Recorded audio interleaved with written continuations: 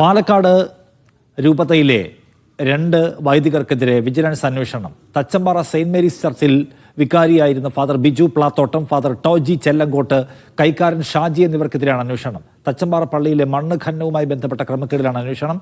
ഹൈക്കോടതിയാണ് vigilance അന്വേഷണത്തിന് ഉത്തരവിട്ടത്. സാജിദ് അജ്മൽ വിവരങ്ങളുമായി പാലക്കാട് നിന്ന്. സാജിദ്, എന്താണ് സംഭവം?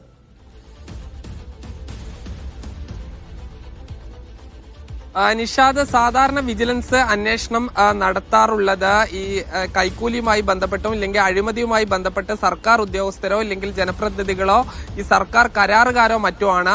ഈ ചരിത്രത്തിൽ ആദ്യമായാണ് ഒരു പള്ളിയിലെ സാമ്പത്തിക ക്രമക്കേടുമായി ബന്ധപ്പെട്ട് വിജിലൻസ് അന്വേഷണം നടക്കുന്നത്. 2022 മുതൽ 2024 വരെ ഈ തച്ചമ്പാറ സെന്റ് മേരീസ് പള്ളിയോട് ചേർന്നുള്ള സ്ഥലത്ത് ഒരു കെട്ടിടം നിർമ്മിക്കുന്നതിനായി മണ്ണ് മാറ്റിയിരുന്നു. ഈ മണ്ണ് മാറ്റിയതിൽ വലിയ ക്രമക്കേട് നടന്നിട്ടുണ്ട് എന്നുള്ള പരാതിയാണ് ആദ്യം ഈ രൂപതയിലേക്ക് പോകുന്നത്. അതായത് ലക്ഷക്കണക്കിന് രൂപ ഈ മണ്ണ് വിറ്റ ഇനത്തിൽ ലഭിച്ചിട്ടുണ്ട്. എന്നാൽ ഈ പള്ളിയുടെ കണക്കിലോ ഓഡിറ്റിലോ ഇതൊന്നും തന്നെ വന്നിട്ടില്ല എന്നുള്ളതാണ് പ്രധാനമായും പരാതി ഉയർന്നിരുന്നത്. എന്നാൽ രൂപത ഇത് സംബന്ധിച്ച കാര്യമായ ഒരു അന്വേഷണം നടത്തി ഈ കുറ്റക്കാർക്കെതിരെ നടപടി സ്വീകരിക്കുന്നതിലേക്ക് പോയിട്ടില്ല.